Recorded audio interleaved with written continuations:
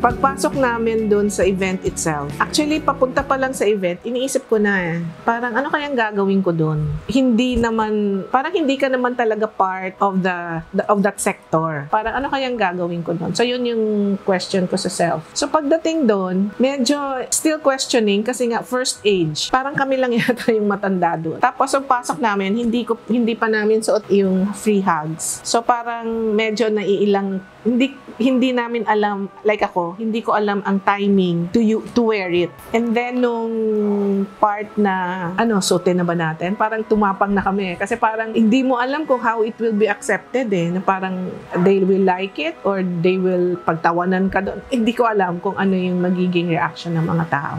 Nung nasuot na namin, yun na, ang bilis dumating ng mga tao. Siguro kasi, yun ang hindi nila makita sa mga magulang nila. Kaya sila naiiyak. Bakit itong mag-asawa na to? Natatanggap nila kami. Natatanggap nila yung anak niya. Bakit ako? Merong ganun yun ang gusto kong iparamdam dun sa kanila. Kasi yung mundo nila dun, yung sa venue, iba. Parang malayang-malaya sila. Pwede nilang gawin kung ano gusto nilang gawin. Magsaya sila. Una nga, sabi ni Nikas, Tay, sama ka. Sabi ko, sige. Hindi ko naman alam anong mangyayari. Tapos sabi niya, mag-free hugs tayo. Sabi ko, sige, mag-design ka ng tarp. Papagawa ko, print ko pa yun sa Bataan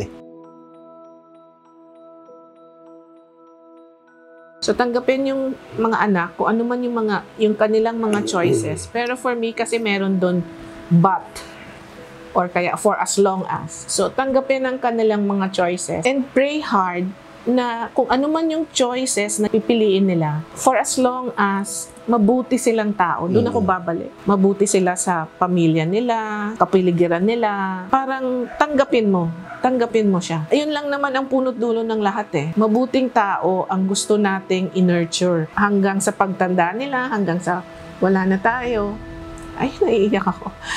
Mabuting tao sila. With that, parang yun na yung pinaka-kaligayahan ng isang magulang. Kasi kung mahal mo ang anak mo, mahal mo yung tao, tanggapin mo. Walang ibang itatanggap dyan, kundi tayong mga magulang. Walang iba. Bastusin man yan sila, sa'yo pa rin lalapit yan. Ikaw magtatanggol dyan. Mahalin mo, tanggapin mo kasi mahal mo sila.